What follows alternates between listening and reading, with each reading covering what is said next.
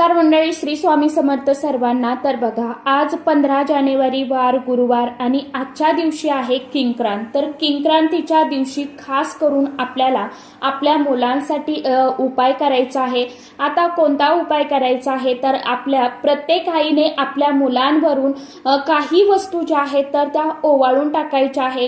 हा उतारा केल्यामुळे आपल्या मुलांच्या आयुष्यातील जी काही नजरबाधा आहे, इडापिडा आहे, नजर दोष आहे किंवा मुलं खूप शिकतात त्यामुळे मुलांची त्या क्षेत्रामध्ये म्हणजे शिक्षणामध्ये किंवा एखाद्या व्यापारामध्ये मुलांची प्रगती होत नाही, मुलांना सतत अडचणींचा सामना करावा लागतो, मुलांची प्रगतीच होत नाहीये, मुलं खूप अभ्यास करतात तरीही मुलांचा परीक्षेमध्ये हवे तसे मुलांना मार्क्स मिळत नाही।